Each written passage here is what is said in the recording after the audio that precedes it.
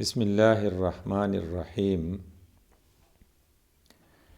عن عائشة رضي الله تعالى عنها قالت السنة على المعتكف ألا يعود مريضا ولا يشهد جنازة ولا يمس المرأة ولا يباشرها ولا يخرج لحاجة إلا لما لا بد منه ولا اعتكاف إلا بصوم ولا اعتكاف إلا في مسجد جامع.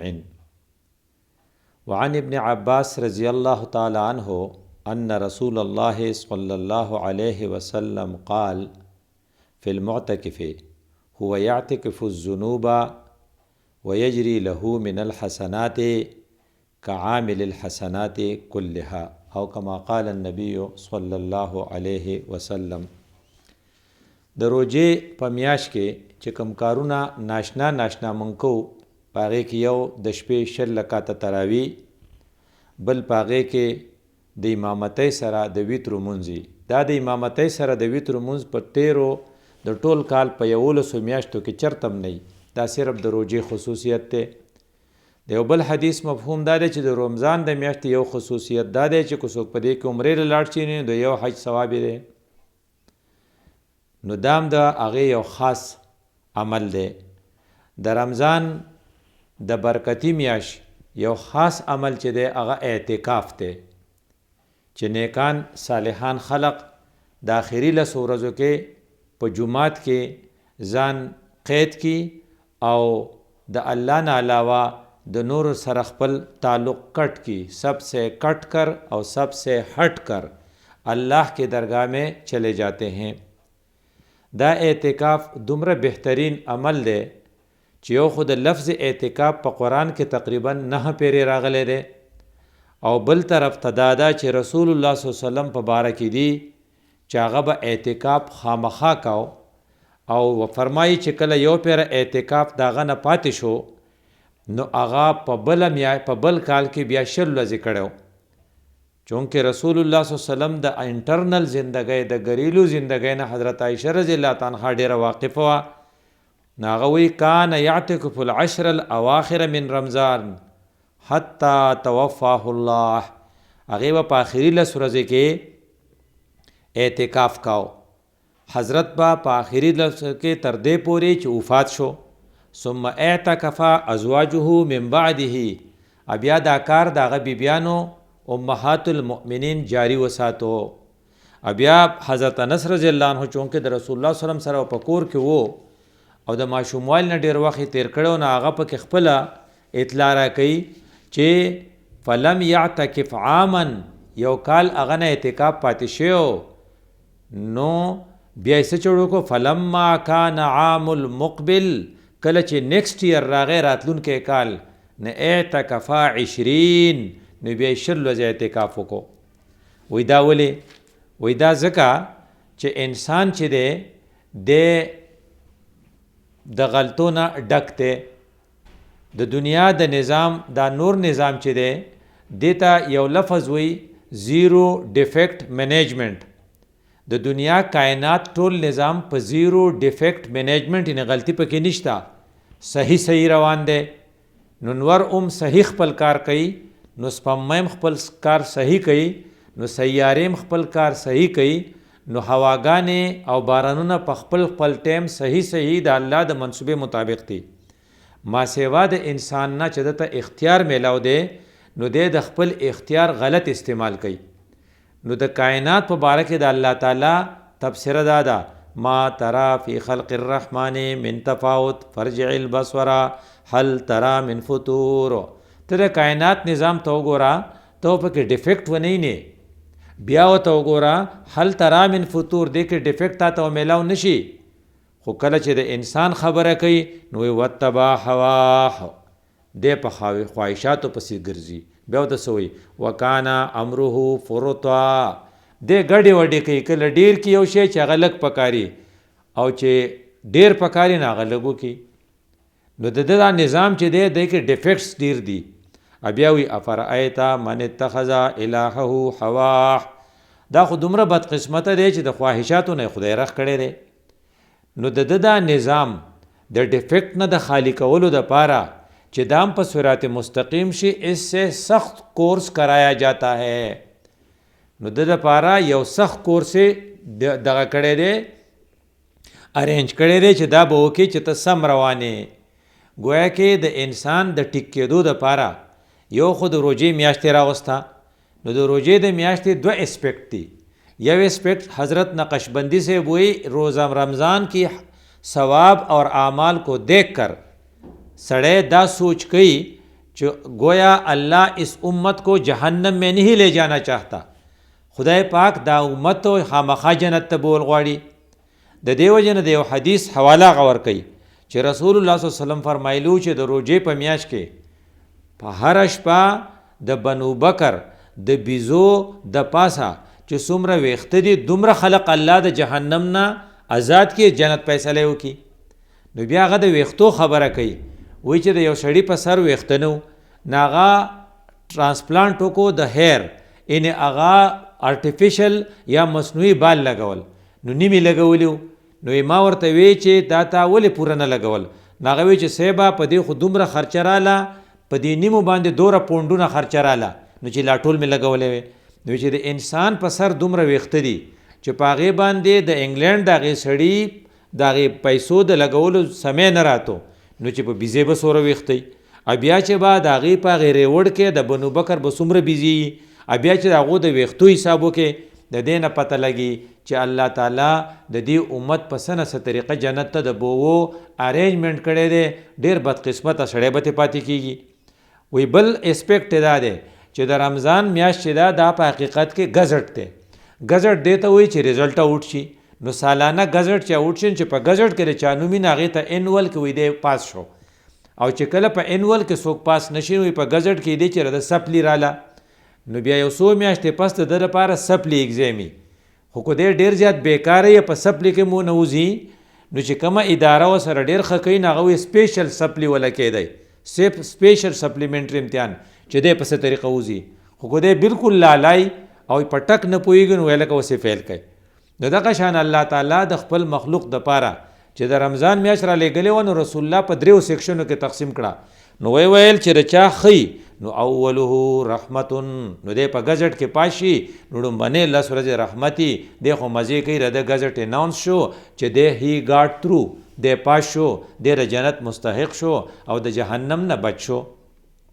خو که د سپلی راغلی د کمزورۍ داسې چې ردله د جهنم نه د خلاصي فیصله مناسب نه نو الله ورته د سپلی مقور کی د آخري 2 ورځې چې دي نو حضرت وی و اوسطه مغفرتن دی په دې اوسط 10 ورځو کې دومره پرفارمنس شو کی دومره محنت وکي دومره چې د الله د مغفرت مستحق شي او آخر کې دی په سپلی کې کلیر شي نو د جهنم نه د خلاصي فیصله وشي او جنت ته وشي. او که دی په دې سپلی کې فیل شي او په دې کې هم د جنګونه کول په دې کې هم د دروغ وي په دې کې هم د حسد او کینې کولې په دې کې هم د پردي مالونه خوړل او په دې کې هم د روژې صحیح ونه نیوې شوې نو بیا وله سپیشل سپلی په آخري 10 ورځې کې ورکړي. نو بیا ورته څه وایي و آخره عتق من النار چې په دې کې خو د خدای والې څه وکړه. نو رسول الله صلی الله علیه وسلم د دې لپاره موږ ته چل ښوونه حضرت عایشه رضی الله عنها بیا وایي چې ګوره آخري څه چې ده که نه نو هغې به رسول الله صلی الله علیه وسلم چې به کم محنت کوه په آخري 10 ورځو کې دومره په نورو کې اډو کړی نو حضرت عایشه وایي رضی الله تعالی عنها چې رسول الله صلی الله علیه وسلم با یجتهدو فی العشر الاواخر ما لا یجتهدو فی غیره. حضرت په آخري 10 ورځو کې د آخري 10 ورځې زما ستا چې کومې شروع کېږي دا سبا ماښام نه به شروع شي. نن د اتوار ورځ ده سبا د پیر ورځ ده دا 3 مئی ده نو په 3 مئی باندې د ماښام نه پس والا بیا به آخري 10 شروع شي. نو چې کم خلق په دې کې محنت کول غواړي نو د سبا ماښام نه پس هغه اعتکاف ته لاړ شي. نو ځکه وایي چې هغه به ډېر کوشش کوو. بیا وایي حضرت به څه وی اذا دخل العشر شد میزره و احیا لیله و ایقظ اهله. دا نیکسٹ 10 ډیز چې را روان دي که نه په دې کې د حضرت په طریقو کې وایي کامیابي کامیابی ده نو او کمر کس لیتے تھے. نو رسول الله صلی الله علیه وسلم املا کلک وتړه. دا محاوره ده چې ډیر محنت بکول غواړي او څه چل بکې و احیا لیله د شپې زیاته حصه به عبادت کول غواړي و ایقظ اهله خپل واړه ماړه او واړه زاګه به راپاسول غواړي. گویا کې د ټي وي ډرامې ختم، تاش ختم او گپونه ختم او د کینې او د حسد ماحول ختم، بلکې پاکیزگی به غالبول غواړي. پاکیزگی کې سدي الله کی طرف توجہ، قرآن کی تلاوت، نوافل کا اہتمام، ذکر و اذکار، پازیټیو تھنکنګ دې طرف ته بر رجوع وکړي. نو رسول الله صلی الله علیه وسلم بدا کار کاو. نو د اخیری لس ورځې په دې کې استعمال کې چې کو پاغې کې څه کمې پاتې شوي چې دلته وشي اکه د دې نم پاتې شوي په دې کې هم فیل شوي، یعنی په دې کې هم ستا جنګو په 27 رات باندې نو یا په تاڼه کې وي او یا په اسپتال کې پروت وي. ځکه چې ته بدخو یې نو ته عرض پرځول کې نو دا کسان چې هغه د قطع رحمي کوي، د صله رحمۍ په ځای هغه د نیکۍ په ځای بدي کوي، هغه د صدقې په ځای غلا کوي، دا سړی اوس بدقسمته دی. دې سړي 45 ډیګري دا رسول الله صلی الله علیه وسلم در پاره ویلي دي چې رغمه انفن د دې سړي د پوزه ککړه شي. مونږ چې وایو دی د کمره والوزي، دی د په دریاب لوشي، دی د په تندر یخ شي. ولې د تر رمضان میاشت میلاو شوه اده پکې خپل مغفرت ونه کو. نو مونږ ویلی شو چې د انسانانو 4 قسمونه دي. نمبر 1 چې ډېر خوش قسمته چې په اولنۍ حصه کې پاسي. نمبر 2 چې اوسطه مغفرتون نه فایده والی. نمبر 3 چې آخره عتق من النار نه ځان کلیر کی. چې په دې درې واړو کې کلیر نشي او روژه ته داسې لاړه شي نو بیا د دې څه شی دی؟ دا بدقسمته دی. رسول الله صلی الله علیه وسلم دته ویلی دی چې رغم انفن د دې پوزه ککړه شي. نو د دغې سپیرتوب نه د ځان بچ کولو دپاره ښه خلق چې دی هغه په د اخري 10 ورځو کې ډېر الرټي. نو موږ لم پکار دي چې ډېر الرټ شو. دیو جن رسول الله صلی الله علیه وسلم چې په د اخري 10 ورځو شپو کې تحروا لیلة القدر، تاسو پکې لیلة القدر وګورئ. ځکه چې خشپه چې ده لیلة القدر دا دی امت ته صرف حواله شوی د حضرت مخکنو امتونو ته نه حواله شوی. نو دې کې چونکې دا سپیسیفیک د دې امت لپاره ده او حضرت د دې صفت الله په قرآن کې کړی چې خیر من الف شهر، د 1000 میاشتو نه غوره ده. وی 1000 میاشتې تقریبا 83 سال جوړیږي. نو گویا کې د یوې شپې عبادت د ټول عمر د عبادت نه غوره دی.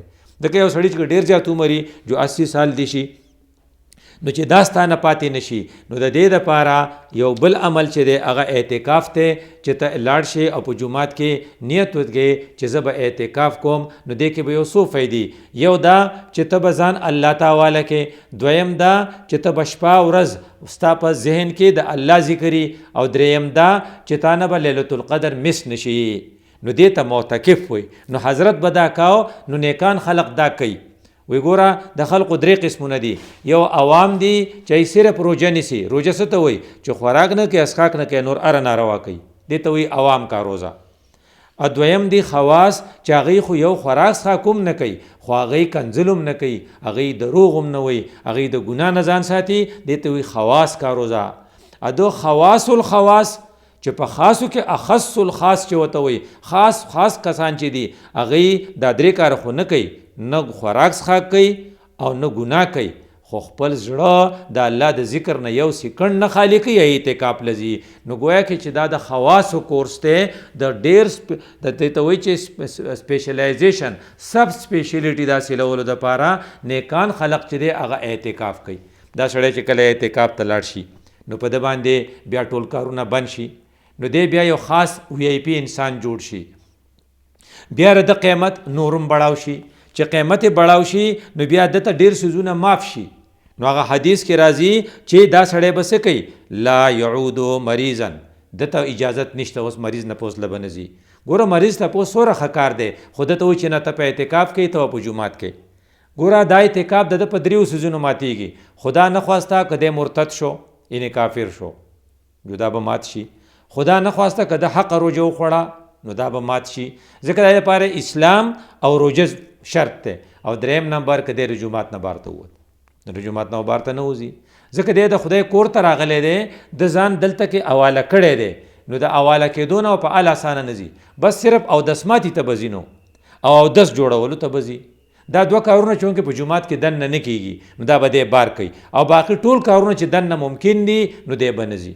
اینې که دی سخت بیمار شو علاج له به هم نه وځي دننه به وله ډاکټر صاحب راشي نو که دی ووتو نو بیا چونکې دا شرط ختمیږي نو دی به دا ایوایډ کوي نو دی وجې نه رسول الله صلی الله علیه وسلم ولا یشهد جنازه جنازې له به هم نه ځي ولا یمس المرأة ښځو سره به هم نه میلاویږي ولا یخرج لحاجت او کنډو چې زما دا شی دی پلانی شی مې پکار دی پنسل مې پکار دی ربړ مې پکار دی دی له خو به ډوزي نه الا لما لا بد منه هغه شی لکه د لیټرین ته تلل حاجت ته تلل تقاضې ته تلل دا اوس دله بل څوک نشي کولی صرف د دې دپاره اجازت دی یا د فرض غسل دپاره وایي که د ډېره ګرمي وشوه نو دی د تبرید غسل دپاره نشي وتی الا یې چې اټیچ باترومي او د لیټرین ته تللی او هغې سره اټیچ زر زر په ځان اوبه واړئ نو که لږ ډېر رعایت ورسره وشي خو سپیسیفیکلی صرف د لمبلو دپاره به هم بار ته نه ځي ځکه دی اوس وی آی پي دی دی په جومات کې دننی او د قیمت د دې سره ډېر زیات بړاو شو ولې دته اوس خدای پاک څه کوي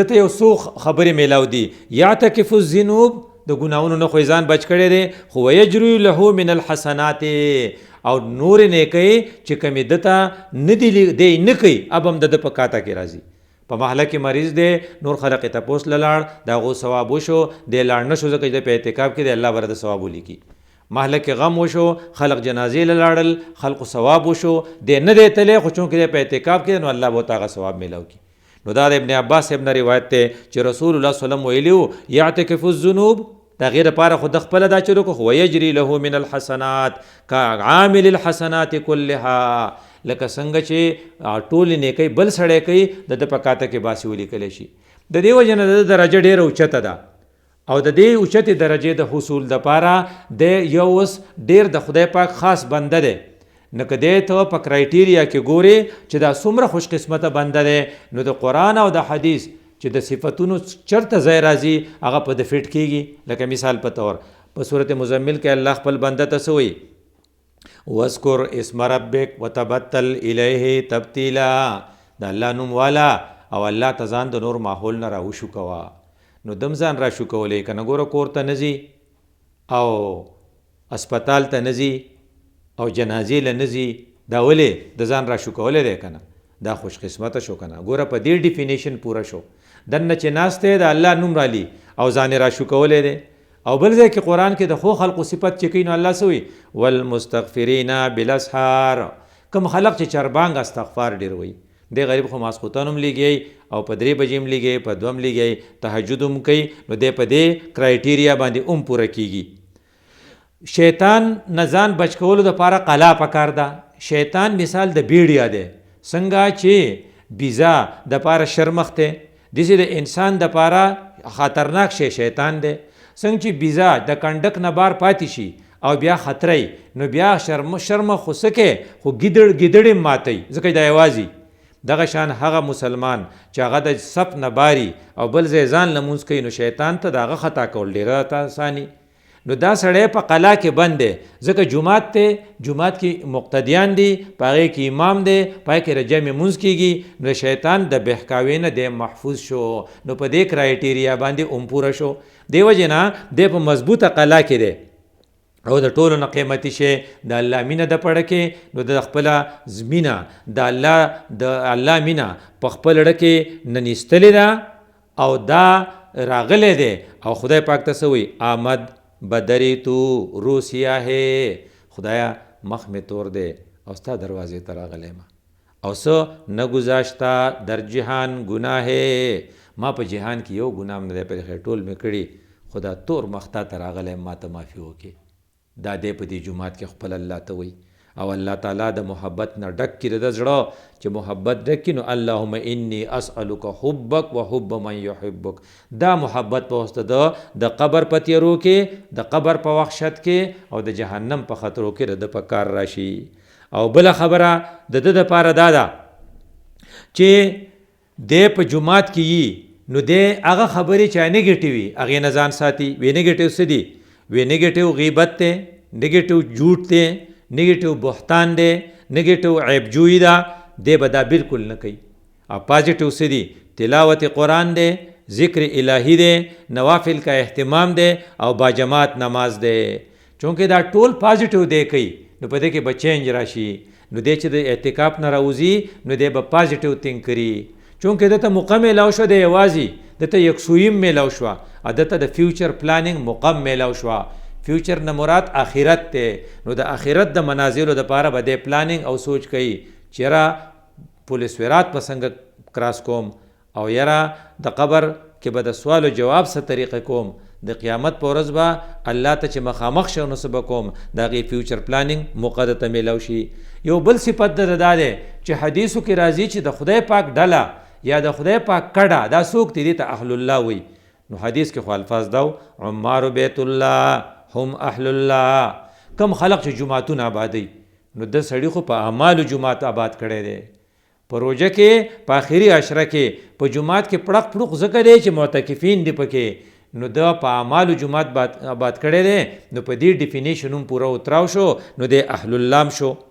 یو بل حدیث دی چې الله تعالی د شپې په وخت کې اعلان کوي بلکې لوز کوي هل مستغفر فاغفر له. چربانګ ورته وایي چې څوک استغفار غواړي څوک معافي غواړي زه ورته معافي وکم. بیا وایي هل من مبتلین فاعافیه. څوک شته چې په مصیبت کې دی او کرونا ورته شوی دی، رشته دار ته شوی دی، په وینټیلیټر دی، په اکسیجن دی، زمانه غواړي عافیت چې خدای موږ ته معافي وکړي او موږ له صحت راکړي او زما دا مریض یا ما ریکور کړي چې زه ورته وکم. چونکې الله په خپله وایي زه ورته وکم نو دا وعده شوه. او قرآن څه وایي ان وعد الله حق. خدای خپله وعده رښتیا پوره کوي. دې وجې نه معتکف ته دا چانس دی چې چربانګ د خپل رب نه وغواړي، الله چونکې لوز کړی دی دا به ورته هم میلاو شي. معتکف یو حدیث دی په هغې ډېر پوره کېږي. حضرت وایي لا یزال احدکم فی الصلاة ما دامت الصلاة یحبسه. کله چې یو سړی په مانځه په تمه ناست دا سړی د خدای په کتاب کې په مانځه کې هلکه وایي څه چل دی، وایي مازدیګر په څو مونځ دی، وایي چې په 5 نیمې دی، وایي اوس سره ټایم دی، وایي 5 بجې دي، وایي یاره چې مونځ وکړم بیا به ځم. دا دی په مانځه په تمه ناست دی. نو معتکف یو مونځ کوي د بل په تمه ناست. د دې وجې نه د معتکف دا 9 ورځې دا 10 ورځې چې دي دا کنټینیوسلی په مانځه کې کنسیډر کېږي د دې حدیث مطابق. ځکه چې یو الفاظ دی فإن قام من مصلاه فجلس فی المسجد ینتظر الصلاة لم یزل فی الصلاة. د یو مانځه نه راپاڅېدو مازدیګر یې وکړو ماښام په انتظار دی په مانځه کې الله کنسیډر کوي. یو بله ده چې فرشتو په باره کې الله وایي لا یعصون الله ما امرهم ویفعلون ما یؤمرون. دی د خدای د حکم خلاف ورزي نه کوي او معتکف هم د خدای د حکم خلاف ورزي نه کوي او خدای چې سوی هغه کوي. گویا کې د فرشتو سره مشابهت راغی. او بیا دا دی چې یو بل حدیث دی چې یو سړي یو مونځ وکړو بیا بل کوي نه مازدیګر یې وکړو ماښام کوي په دې منځ کې څه لغوه کار ونه کړو نو خدای پاک به د نوم په علیین کې ولیکي او دا کار دی بالکل کوي. ډېر مازدیګر مونځ کوي ماښام مانځه پورې یې په دې منځ کې لغ واډو کوي نه ځکه دی خو په اعتکاف کې دی. نو دا د ابوداود حدیث دی چې دی په علیین کې شي. یو بله کرایټیریا ده چې احب البلاد الی الله مساجد و ابغض البلاد الی الله بازارونه. نو د خدای خراب ځایونه چې د خدای په نزد کې دی بازار دی، بازار ته خدای نه ځي. او د خدای په نسبت باندې ښه ځایونه چې دي جومات دی په جومات کې دی. نو گویا کې د سټیج چې دی په احب البلاد کې دی نو دی د مبارکۍ قابل دی. ځکه چې ټول SOPs والا چغې وایي چې خدای ته وګورئ ګڼه مه جوړوئ، بازارونو ته مه راوځئ، په 6 بجې باندې خپل مارکیټونه بند کړئ. دکانداران ټول غوسه دي چې موږ ولې بند کړو. هغه ابغض البلاد سره پرځول کوي او د والنټیرلی احب البلاد ته تللی دی او د ابغض البلاد نه لرې دی. دا بیا د مبارکۍ قابل دی. او بیا وایي چې د عرش معلی د سوري د لاندې به څوک لاندې. نو کم کسان چې شماري حدیث کې نو ورجل قلبه متعلق بالمسجد معلق بالمسجد. د چا زړه چې په جومات پورې تړلی شوی دی غریب خو په جومات پورې زړه هم تړلی دی او وجود هم تړلی په جومات کې دی. نو چونکې دی په جومات کې دی نو دی د عرش معلی د لاندې هغه سیټ هم ریزرو شو. او بیا دا چې معتکف چې دی د جومات آباد کړی او د جومات ستن ده دې ته اوتاد المسجد وایي.